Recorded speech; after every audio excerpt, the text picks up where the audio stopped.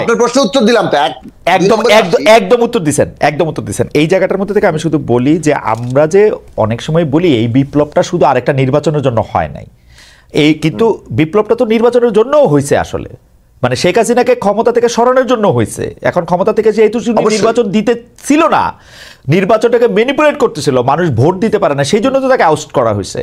এখন আইসা কেন এইটা বলা হইতেছে যে আমরা আগে সংস্কার করব পরে নির্বাচন দিব, কারণটা কি? মানে এই বক্তব্য যারা দিচ্ছে সেটা উত্তর তারা দিবে। আমি বলছি যে আমরা সুপ্রিম কোর্ট যখন বিচার করবেন, সুপ্রিম কোর্ট যখন বিচার করবে, মানে অর্থাৎ এই বিষয়গুলো নিয়ে চিন্তা করবে, তখন নিশ্চয়ই এই যে জনগণের অভিপ্রায় এবং তার যে মানে সেটা ডেফিনেটলি সেটা রাখবেন হয়তো, তারা এটা নিশ্চয়ই বিবেচনা করবেন। আমরা জনগণের মানে ব্যাপারটা যেটা সেটা হচ্ছে যে এইটা অ্যাটর্নি জেনারেল এবং সরকারের পক্ষ থেকে এটা প্লেস করা দরকার ছিল কিনা, যে এটার ব্যাপারে একটা ডাইরেক্টিভ নেওয়ার ক্ষেত্রে, সেটাই প্রশ্ন। সুপ্রিম কোর্ট কি করবেন, বিচারকরা কি রায় দিবেন, বিচারকরা কি রায় দিবেন সংবিধানের মধ্যে যখন এটা আইসা পড়ে, তখন এটা আসলে নানাভাবে এটা জানতে চাই। যাই হোক, আমরা একটু মুভ ফরওয়ার্ড করি, একটু অ্যাড করি। হয়তো এখনো সার্টিফিকেট পায়নি, হয়তো ফুল যাবে না, হয়তো আসে, এর মতো আসেনি, আসলে হয়তো সরকার করতে পারে। খোকন ভাই, আপনি আইনের মানে সর্বোচ্চ আদালতের আইনের অঙ্গনে প্র্যাকটিস করেন মনে হয় এখন 40 বছরের কাছাকাছি চলে গেছে, রাইট? আমিও 71 বছর যাই হোক, মানে চতুর্থ দশকে বসে আমি এইরকম জনগুরুত্বপূর্ণ ঘটনায় সরকার কোনোদিন সার্টিফাইড কপির জন্য ওয়েট করে না, তারা কেভিয়েটটা দেয়, তারা সেখানে গিয়ে বলে আমাদের এটা নিয়ে কথা আছে, আমাদের এটা জানতে হবে, বিকজ আমরা এটা জানতে চাই ডাইরেক্টিভটার ক্ষেত্রে। এটা সার্টিফাইড কপির জন্য এটা নেভার, মানে আমি ওয়েট করতে দেখি নাই, আপনি নিশ্চয়ই আরো দেখছেন। না একটু ডিফারেন্স আছে। আমরা যদি আজকে আওয়ামী লীগ সরকার থাকতো, হাইকোর্ট রায় দিলে তখন তারা এডেন্টিয়াম অর্ডার চাইতো, স্টে করা চাইতো। এখন যেহেতু সরকার মনে করতেছে যে এই অর্ডারটা তাদের মতই হয়েছে বা তাদের পক্ষেই গেছে, কোনো চেঞ্জ করার দরকার নাই। না আপিল করতে হলে সার্টিফিকেট কপি লাগবে, দাদা সেটা তো সার্টিফাইড কপির জন্য লাগবে, কিন্তু এই অর্ডারটার আচ্ছা যাই হোক। হাওয়ার আমি একটু মুভ ফরওয়ার্ড করি। আমরা দর্শকদের কাছে জানতে চেয়েছিলাম যে বাংলাদেশের বর্তমান রাজনৈতিক সংকটের একমাত্র সমাধান হতে পারে গ্রহণযোগ্য জাতীয় নির্বাচন আয়োজন। বিএনপি মহাসচিব মির্জা ফখরুল ইসলাম আলমগীরের এই বক্তব্য, এমন মন্তব্য সমর্থন করেন কিনা? শতকরা 38% সমর্থন করেছেন, শতকরা 62% সমর্থন করেন, 90,000 দর্শক ভোট দিয়েছেন।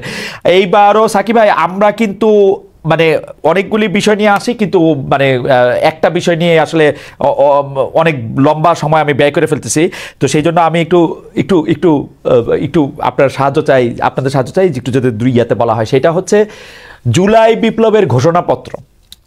এখন বলা হলো যে বৈষম্য বিরোধী ছাত্র সমন্বয়ক এবং জাতীয় নাগরিক শক্তি এটা ঘোষণা করবে, সরকার বললো এটার সঙ্গে তাদের কোনো সম্পর্ক নাই, তারপর আবার সরকার বললো এটা তারাই ঘোষণা করবে, বললো একটা ডেটও দিলে, এবং সব অংশীজনের সাথে কথা বলে এটা জানা গেল। আমরা জানতে পারলাম যে সেই ঘোষণাপত্রে আসলে কি থাকবে সেইটা আপনাদের সবাইকে জানানো হয়েছে বা আপনাদেরকে দেওয়া হয়েছে। এইটার ক্ষেত্রে আপনাদের মন্তব্য সেটাতে সংযুক্ত করা হবে। সাকিব ভাই, আপনার মন্তব্য প্রথমে শুনতে চাই, খোকন ভাইরও, কিন্তু আপনার মন্তব্য শোনার পরে সাকিব ভাই আমি আপনাকে একদমই ইন্টারফেয়ার করতেছি না, আপনি 2 মিনিট বলেন এটা নিয়ে। জুলাইয়ের গণ অভ্যুত্থানের একটা ঘোষণা থাকতে পারে, এটা হচ্ছে আমার পয়েন্ট ব্ল্যাঙ্ক। সেই ঘোষণা প্রোক্লামেশন কিনা সেটা আরেকটা জটিল প্রশ্ন, কেননা প্রোক্লামেশনের ব্যাপার একটা আইনগত পরিবর্তন এবং একটা নতুন ব্যবস্থাপত্তনের সাথে সম্পর্কিত। সো যেটা আমরা সাধারণত আমাদের স্বাধীনতার ঘোষণাপত্র হিসেবে বলি, তখন সেটা একটা রাষ্ট্রপত্তনের ঘোষণা দেওয়া হয়েছে, তার মধ্যে দিয়ে ওইটাই সংবিধান হিসেবে তখন কার্যকর হয়। আর এখন যে জুলাইয়ের ঘোষণা হচ্ছে সেটা সংবিধানের মধ্যে সন্নিবেশিত হবে কিনা সেটা কিন্তু একটা চলমান আলোচনার মধ্য দিয়ে সেটাকে দিতে হবে। ফলে জুলাইয়ের ঘোষণা হিসেবে এখন যেটুকু আসতে পারে সেটা হচ্ছে আমরা জুলাইয়ের যে আকাঙ্ক্ষা, জনগণের আকাঙ্ক্ষা এবং এই জুলাইয়ের অভ্যুত্থানের যে তার যে রাজনীতি এবং তার যে দিক নির্দেশনা সেইটা সন্নিবেশিত করা, এবং এই কাজটা করতে হবে অভ্যুত্থানের সকল অংশীদারদের একটা ঐক্যমত্যের ভিত্তিতেই। এখন ছাত্ররা যখন একটা ঘোষণা বলেন, প্রোক্লামেশন বলেন, যেটাই করতে যেছে সেটা কিন্তু একটা তাদের মতামত, ছাত্ররা যা এই বিষয়ে বলছে সেই বিষয়টা তারা প্রস্তাব আকারে যে কোনো প্রস্তাবই তারা তুলতে পারে। সেটা এখন সকল অংশীজনের মধ্যে আলোচনার প্রক্রিয়া মধ্যে দিয়ে যাবে যে এই ঘোষণায় কি কি থাকবে। তারপরে ওই ঘোষণাপত্রে ছাত্ররা সংবিধানের সাথে যুক্ত হতে গেলে অথবা সংবিধানে যুক্ত হওয়াটা আমরা আলাদা রাখি, সংবিধান তো একটা বই। ছাত্রদের এই ঘোষণাপত্রে কি কি থাকছে সেটা কি আপনাদের কাছে পাঠানো হয়েছে বিবেচনার জন্য? আপনি ডিসক্লোজ না করলেন, পাঠানো হয়েছে কিনা সেটা জানতে চাইতেছি, বা ডিসক্লোজ করতেও পারেন আপনারা। আপনার ছাত্ররা যখন এটা মানে ঘোষণা দিল তখন তাদের বক্তব্য তো পাবলিকলি চলে আসলো, মানে যে কি তাদের কোন একটা ঘোষণাপত্র ড্রাফট করে কি পাঠানো হয়েছে কিনা? হ্যাঁ, সেই ঘোষণাপত্র ড্রাফট করে তো সোশ্যাল মিডিয়াতেই চলে এসেছে। আপনার কাছে পাঠানো হয়েছে কিনা সোশ্যাল মিডিয়াটা? হ্যাঁ, আমরা পেয়েছি, আমরা সেখান থেকে। জি জি, আমরা আপনার মতামত জানতে চেয়েছে।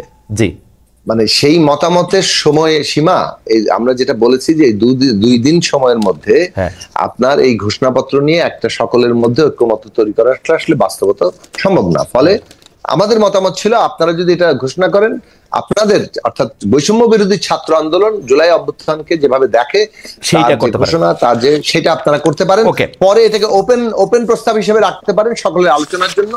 তো এখন যেহেতু সরকার দায়িত্ব নিয়েছে, ওই পর্বটা শেষ হয়ে গেছে।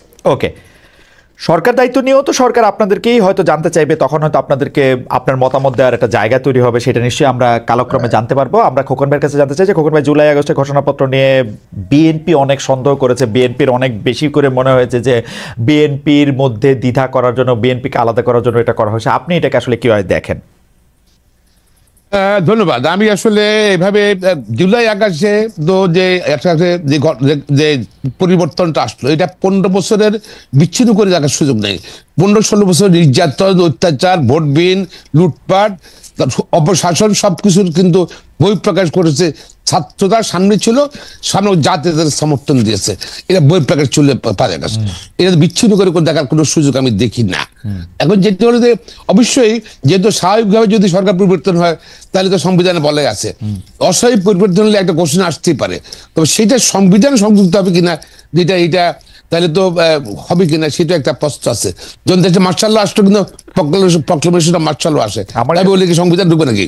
আর এখানে ধর বা মানে যেটা হলো যে 72 সংবিধানে যেটা, সেটার মধ্যে অনেক ভুল থাকতে পারে, অনেক কারেকশন দরকার হতে পারে, সে ডিফারেন্ট থিংস।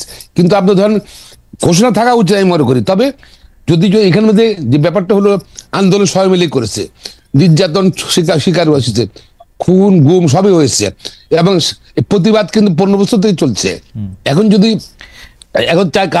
কেউ যদি ছাত্ররা একা দিয়ে দিতে পারে, তারা অবশ্যই দিতে পারে।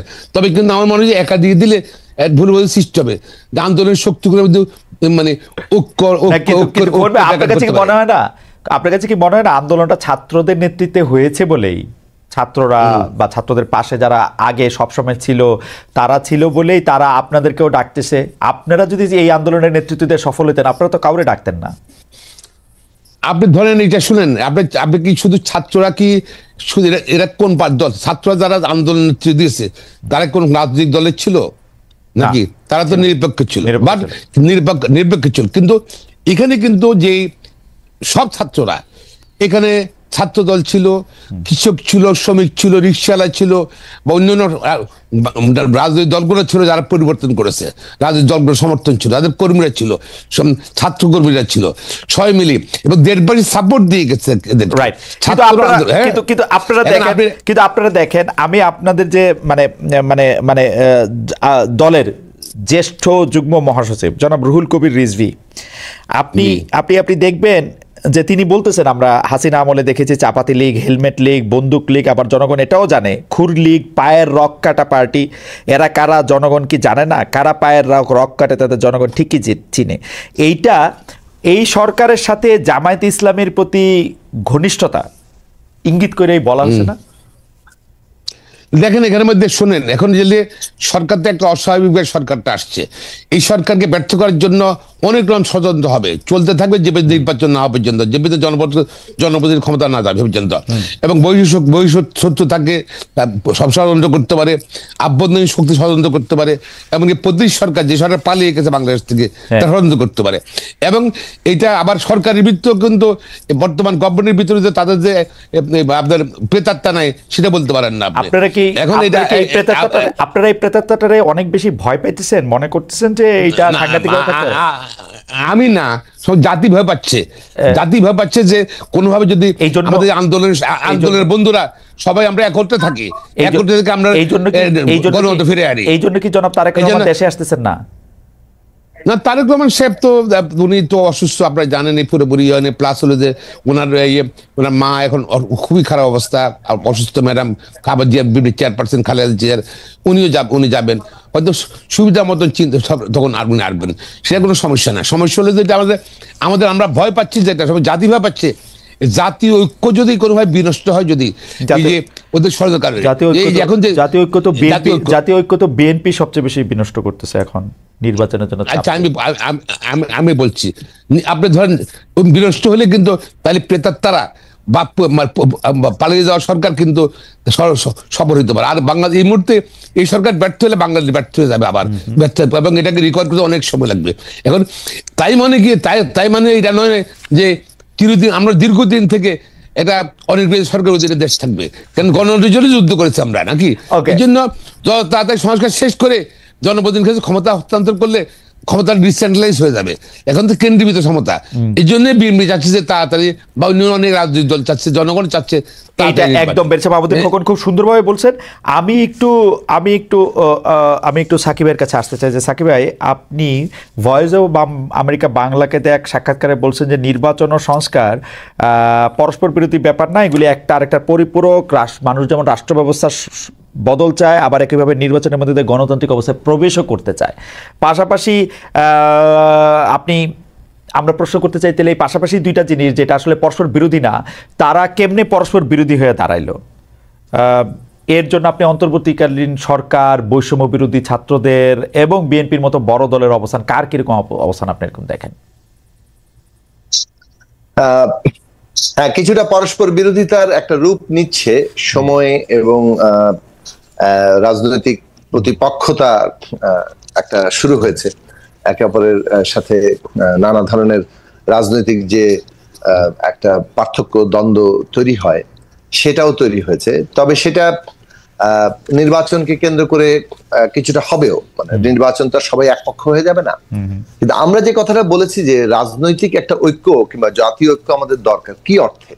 সেটা হচ্ছে যে আমরা তো বাংলাদেশে একটা নতুন রাজনৈতিক ব্যবস্থা তৈরি করতে চাচ্ছি, যেখানে সবাই নিজেকে অংশীদার মনে করতে পারবে, যাকে বলে রুলস অফ দি গেম। আরো সহজে বললে যে রুলস অফ দি গেমটা তৈরি করা দরকার। একটা রাজনৈতিক কিভাবে চলবে এই দেশে, সেইটা নিয়মটা তৈরি। এটা জনপ্রতিনিধিরা পারবে না। মনে করেন বিএনপি ক্ষমতায় আসলো, বিএনপি এটা পারবে না এটা আনতে।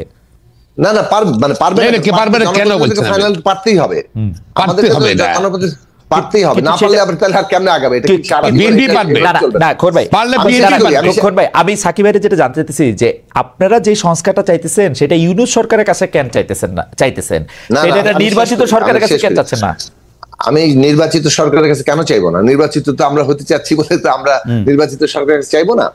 আমি যে কথাটা বলছি যে আমরা এই যে রুলস অফ দি গেমটা তৈরি করার জন্য আমাদেরকে ঐক্যবদ্ধ থাকতে হবে। এটা হচ্ছে ঐক্যের জায়গা। আর সেইখানে তার মানে সব আদর্শ সব একাকার হয়ে যাবে, সবার কর্মসূচি এক হয়ে যাবে, তা তো না। ফলে পরস্পরের প্রতিযোগিতা, প্রতিদ্বন্দ্বিতাও থাকবে।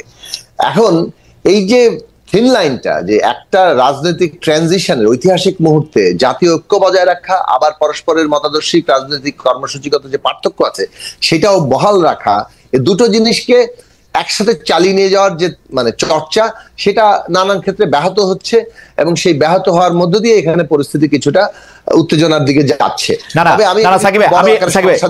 আপনার প্রশ্ন উত্তর দিলাম তো, একদম উত্তর দিচ্ছেন। এই জায়গাটার মধ্যে থেকে আমি শুধু বলি যে আমরা যে অনেক সময় বলি এই বিপ্লবটা শুধু আরেকটা নির্বাচনের জন্য হয় নাই, কিন্তু বিপ্লবটা তো নির্বাচনের জন্যও হয়েছে আসলে। মানে শেখ হাসিনাকে ক্ষমতা থেকে সরানোর জন্য হয়েছে। এখন ক্ষমতা থেকে যেহেতু নির্বাচন দিতে ছিল না, নির্বাচনটাকে ম্যানিপুলেট করতেছিল, মানুষ ভোট দিতে পারে না, সেই জন্য তো তাকে আউট করা হয়েছে। এখন আইসা কেন এইটা বলা হইতেছে যে আমরা আগে সংস্কার করব, পরে নির্বাচন দিব? কারণটা কি? মানে এই বক্তব্য যারা দিচ্ছে সেটা উত্তর তারা দিবে। আমি বলছি যে আমরা নির্বাচনকে আমরা যে কথাটা বলেছি, আপনি খেয়াল করবেন 19 সাল থেকে, যে আর একটি সুষ্ঠু নির্বাচনে এই ব্যবস্থার সম্ভব হবে না। ফলে নির্বাচন করতে গেলেও আমাদেরকে অনেকগুলো সংস্কারের মধ্যে যেতে হবে। আমরা যেটা বলেছি, অন্তর্বর্তী সরকার সংস্কার প্রক্রিয়াটাকে ফ্যাসিলিটেট করবে। এই যে যেমন সংস্কারের প্রস্তাব তৈরি হচ্ছে, ন্যূনতম জাতীয় ঐক্যমত্য তৈরি হবে, কোনগুলো নির্বাচনের আগেই করা সম্ভব, কোনগুলো সংসদ মানে একটা নির্বাচিত সংসদ লাগবে, সেই সংসদে যেগুলো যাবে সেগুলো আগে আমাদের মধ্যে কোনো রাজনৈতিক ঐক্য চুক্তিনামা কিংবা কোনো আইনি বাধ্যবাধকতা তৈরি হবে কিনা, এগুলো অনেকগুলো প্রশ্ন আলোচনার ব্যাপার। কিন্তু সাকিব ভাই, সেই সরল প্রশ্ন, করবে এই সাকিব ভাই, একটা সরল প্রশ্ন, সংস্কার কমিশনগুলিও কেন এই সরকারের করতে হবে? আসলে কি এই সরকার আইন শৃঙ্খলা পরিস্থিতি ভালো করে আনবে, লেভেল প্লেইং ফিল্ড তৈরি করবে, নির্বাচনে মানুষকে অংশগ্রহণ করতে ডাকবে, মানুষ নির্বাচনে অংশগ্রহণ করবে, যারা নির্বাচনে পাশ করে যাবে তারা এগুলি করবে? সহজ না হিসাবটা? সংস্কার একটা অভিজ্ঞতার জায়গা আছে, সেক্ষেত্রে বাংলাদেশের অভিজ্ঞতার জায়গা হচ্ছে যে মানে 90-এর গণ অভ্যুত্থানের আগে 3 জোটের রূপরেখা, সেই রূপরেখা আসলে বাস্তবায়িত হয়নি, সংস্কারের অঙ্গীকারও বাস্তবায়িত হয়নি, যার ফলে এই প্রশ্নগুলোতে যে একটা সাধারণভাবে মানুষের আকাঙ্ক্ষাগত মানে জায়গা তৈরি হয়, সেইটা বাস্তবায়নের মানে অভিজ্ঞতার সংকটের কারণে, অভিজ্ঞতার যে সংকট বলছি মানে অভিজ্ঞতার ফলে, মানে অর্থাৎ বাস্তবায়ন না হওয়ার অভিজ্ঞতার ফলে তাদের জন আকাঙ্ক্ষার জায়গা হচ্ছে যে অন্তর্বর্তী সরকারকেও এই সংস্কার প্রক্রিয়াকে ফ্যাসিলিটেট করার কাজে একটা তাৎপর্যপূর্ণ অগ্রগতি ঘটাতে হবে, না হলে পুরো জিনিসটা ঠিক মতো নাও হতে পারে। এখন এই কথাটা কিন্তু রাজনৈতিক দলের দিক থেকে উঠেছিল। আমরা আমাদের মানে বিএনপি তো মানে একটা বড় রাজনৈতিক দল, সম্ভাব্য ক্ষমতায় যেতে পারে, এটা তারা মনে করার যথেষ্ট কারণ আছে, সুতরাং তারা বলবে যে আমরা ক্ষমতায় গেলে এটা করব। কিন্তু যদি বলেন যে বাংলাদেশে 7 জানুয়ারির আগে আমরা যখন রাজনৈতিক সংগ্রাম করছিলাম, আমরা নিজেরা ঐক্যবদ্ধভাবে 31 দফা করেছি, কিন্তু আমরা 31 দফা করার পরও আমরা বলেছি কিন্তু যে অন্তর্বর্তী সরকার ফ্যাসিলিটেট করবে এই সংস্কারের প্রশ্নগুলোকে, কারণ অন্তর্বর্তী সরকারকেও এখানে একটা ভূমিকা নিতে হবে। ওই পরিস্থিতিতে ছিল যে একটা রাজনৈতিক বন্দোবস্তে যেতে হলে তখনকার পরিস্থিতিতে সবগুলো দলের মধ্যে মিনিমাম একটা কর্মসূচি তো খালি হবে না, একটা আন্ডারস্ট্যান্ডিং বন্দোবস্ত মানে কিন্তু কেবলমাত্র দলীয় প্রস্তাব বাস্তবায়ন করা না, সবগুলো দলের মধ্যে রাজনৈতিক পক্ষগুলোর মধ্যে একটা নতুন সমঝোতাও, নতুন সমঝোতাটা প্রতিষ্ঠা করাটার কাজটা কিন্তু একটা অন্তর্বর্তী সরকারের আপনার জন্য সব কথা ভুলে যায়, আপনার সব কথা খালি শুনতে ইচ্ছা করে। যেমন আপনি অভিজ্ঞতার কথা বললেন, যে রাজনৈতিক দলগুলো আসলে সংস্কার করে না, এটা ঠিকই আছে। আমরা সবাই মাঠে ছিলাম, 3 দলীয় জোটের রূপরেখা আমরা সাংঘাতিকভাবে মুখ থুবড়ে পড়তে দেখছি, মানে এটা কোনোদিন আলোর মুখ দেখে না, এটা যেমন সত্য। কিন্তু যতবার বাংলাদেশে অনির্বাচিত সরকার আসছে, সেটা তত্ত্বাবধায়ক সরকারের ফরম্যাটে 3 সপ্তাহের রূপে আসুক, 3 মাসের জন্যই আসুক বা 2 বছরের জন্য আসুক, আমরা কিন্তু তাদের কাছ থেকে আমাদের কোনো প্রত্যাশা আমাদের পূরণ হয় নাই। শেষ পর্যন্ত আমাদের কাছে মানে জনপ্রতিনিধির কাছেই আমাদের যাইতে হইতে আমরা চাইছি, কারণ জনপ্রতিনিধিরা আমাদের কথা শোনে। এইটা আমাদের পরস্পর বিরোধী হয়ে যেতেছে কিনা সেইটা আমরা সাকিব আপনার কাছে আমরা একটা পরস্পর খোকন ভাইয়ের কাছ থেকে আমরা এক